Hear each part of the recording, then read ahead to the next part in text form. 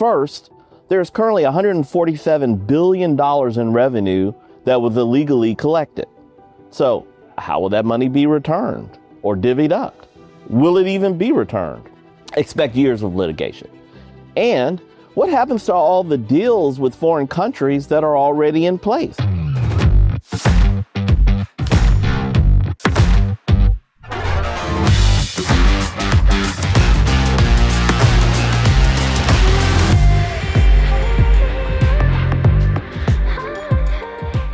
Hello again. Welcome to The Ruthless Truth. I am your host, Truth Davis. In this forum, I share opinions, thoughts, truths on a wide variety of topics on what I believe to be a unique life experience.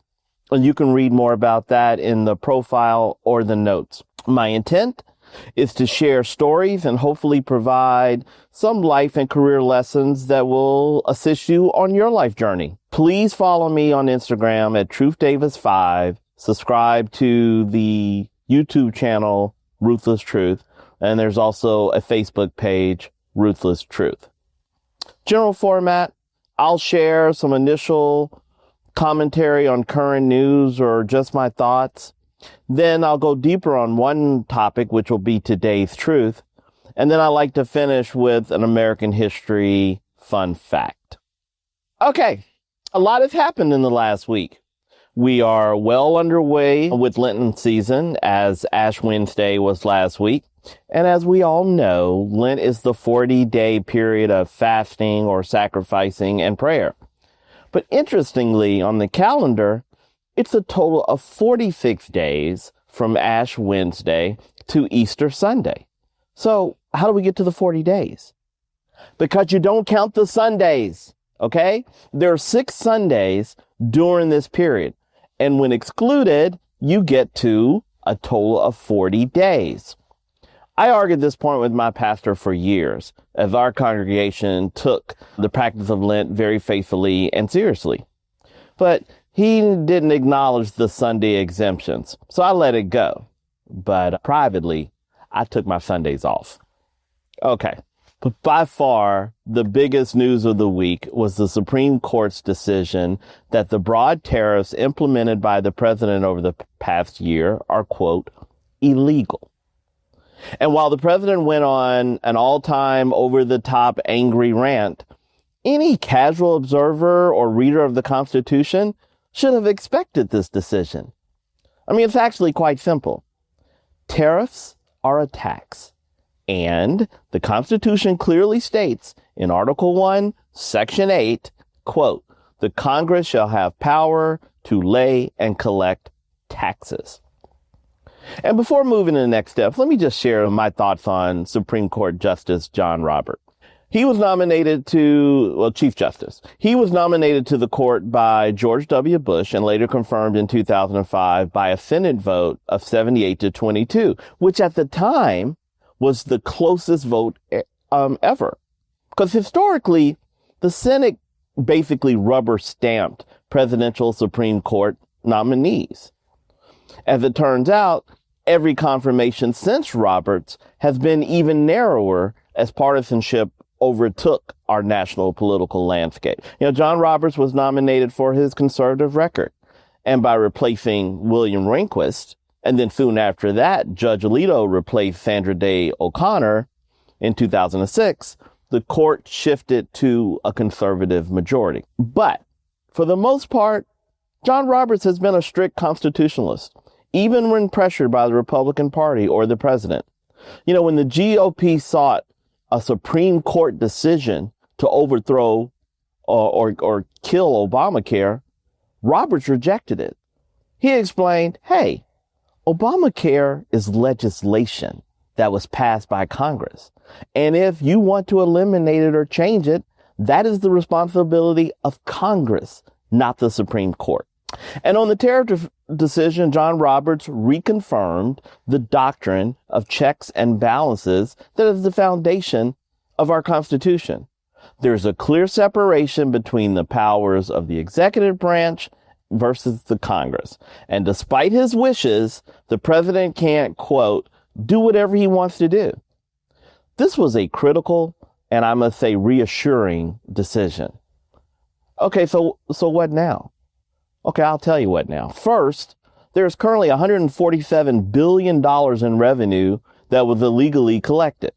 So how will that money be returned or divvied up? Will it even be returned? Expect years of litigation. And what happens to all the deals with foreign countries that are already in place? Will they be honored? Will they be revised? Canceled? Who knows? And what will the president do now? Well, despite the irrefutable fact that tariffs are widely unpopular, he will pursue other avenues for implementing tariffs. It's like it's the only song he knows, so he's just going to keep singing it. Of course, he always has the option to just work with Congress, develop a tariff bill and pass it through the House and Senate. Then it would be legislation and it would be legal. But doing that requires work, planning, cooperation. It's called governing. But he has no appetite for that, so it won't happen. And that's not just my opinion. That's what he said. He was asked in the press conference last week, why don't you just work with Congress? And he quickly responded, because I don't have to. So we'll just continue the chaos. Okay, moving on. In episode 26 of The Ruthless Truth, I discussed the significant decrease in pleasure reading in the United States. It's a large percentage of us that just don't read books anymore. I took it to heart, recognizing that I myself don't read books as much as I used to, because I now spend so much time reading news, editorials, and research. But over this past weekend, I read The Handmaid's Tale, and I did it for a couple of reasons. First, as I said, I want to up my book reading game in 2026, and I did enjoy the book. And second, I frequently hear references to the novel from those who paint a dire future for our country based on events and policies of this administration.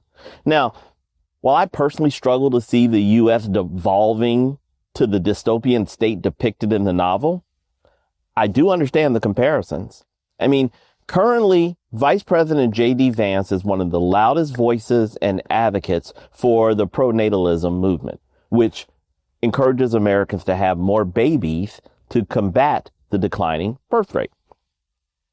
At a pro-life rally in 2025, he famously declared, and I quote, "I want more babies in the United States of America." And this is not just a desire, but also includes a drive for new policies.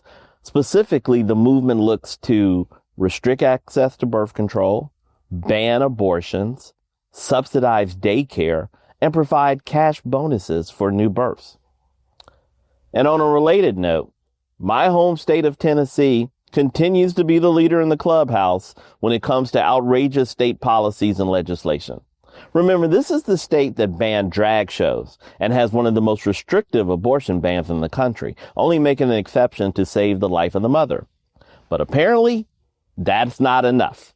No, last week, the volunteer state introduced a bill that would now categorize abortion as first-degree homicide, meaning any woman who has an abortion in Tennessee is subject to the death penalty. I can't make this up. We'll see how far the state wants to go with this. But there's a larger point here, and one that I've made several times. Do not underestimate the power of an idea or a movement. And please realize, loss of civil rights and liberties is a gradual process. It took Hitler 14 years to ultimately seize power, and is often the case, silence and inaction equates to passive agreement. This is how I feel about the voters in this country. The president frequently characterizes his victory in 2024 as a landslide. But the facts are 77 million people voted for Trump, while 75 million voted for Kamala Harris. By no means a landslide. But the shocker for me is that 89 million people did not vote at all. I don't understand it. But here's what I always say. If you don't vote, you can't complain. Okay, how about some good news? Well, here's one. Mortgage rates are now the lowest they've been since 2022, dropping to a national average below 6%.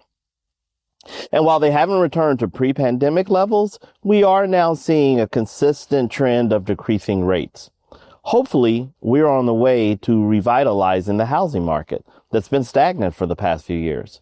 So if you've been on the sidelines, now might be a good time to take a new look at entering the market. And finally, while I make a point not to discuss sports on the Ruthless Truth, I have to congratulate the U.S. men's hockey team for bringing home the gold medal for the first time since the Miracle on Ice in 1980.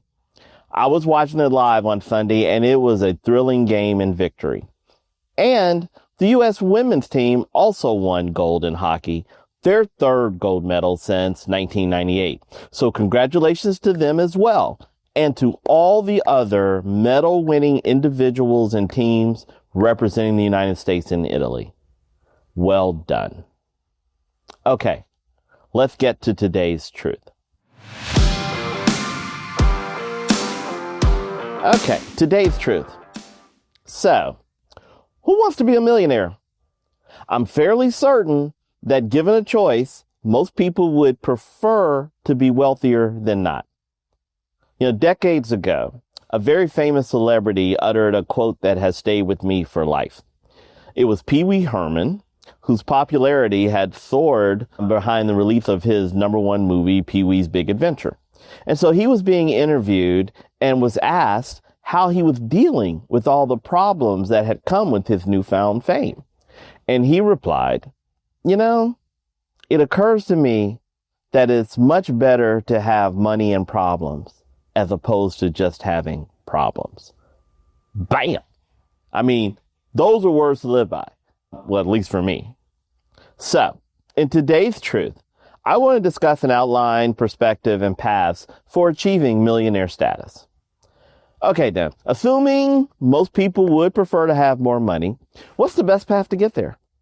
What career should you pursue to give yourself the best chance at achieving wealth? Well, to better understand this and get answers, I reviewed the National Study of Millionaires conducted by Ramsey Solutions and released in 2024. Dave Ramsey wanted to determine how millionaires gained their wealth and what factors were necessary for the average person in America to reach millionaire status. It became the largest, most statistically significant research project of its kind ever conducted. Okay, so a few points I'd like to highlight. First, millionaires are made, not born.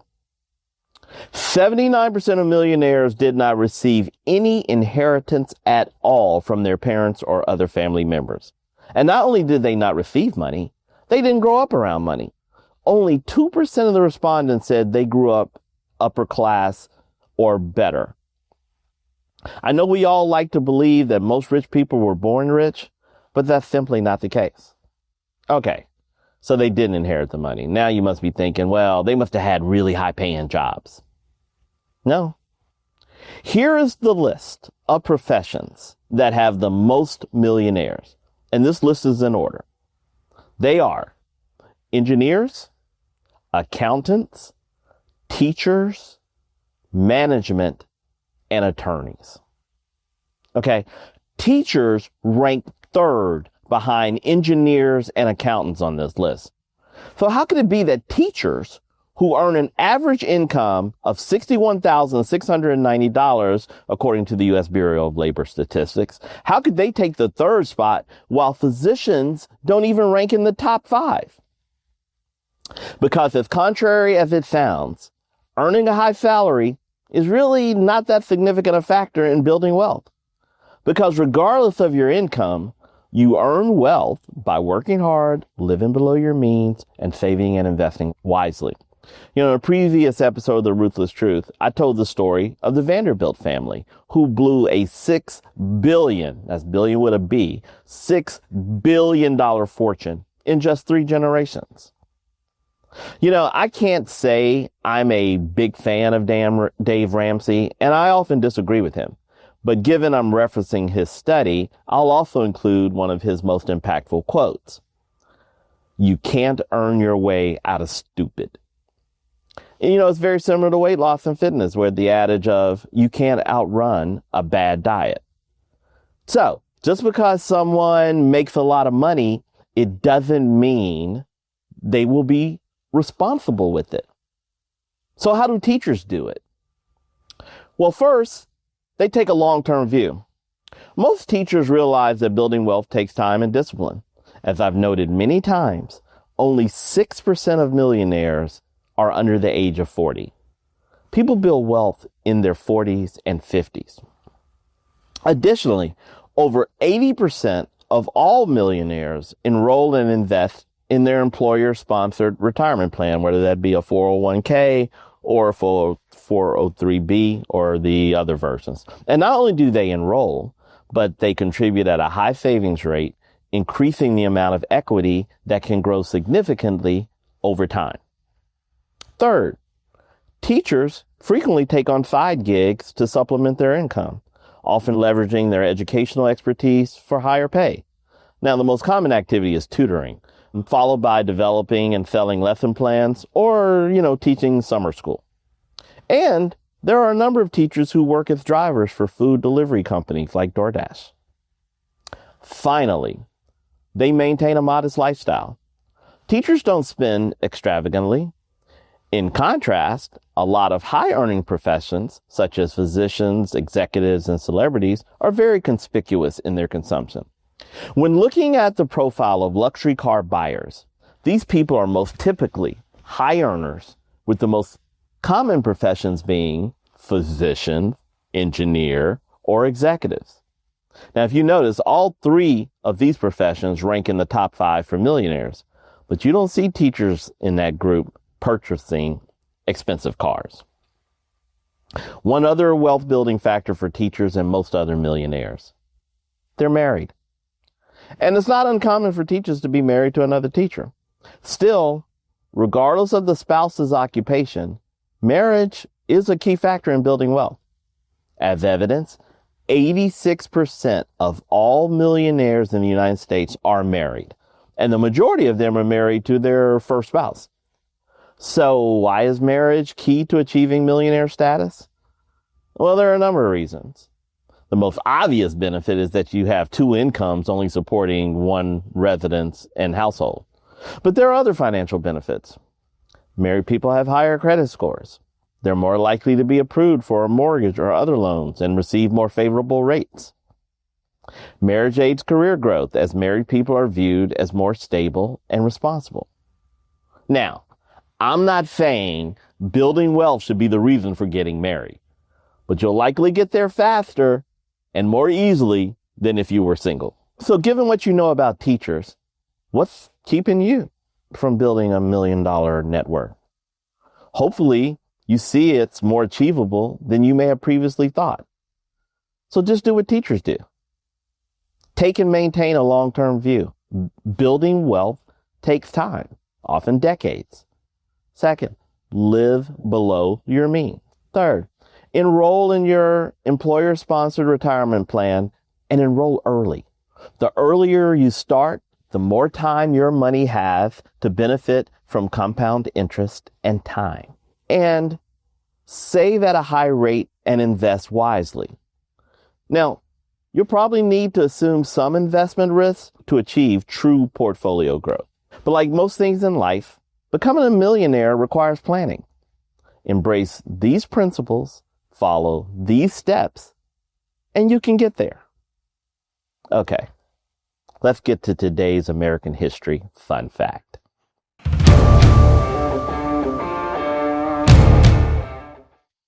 Today's American history fun fact.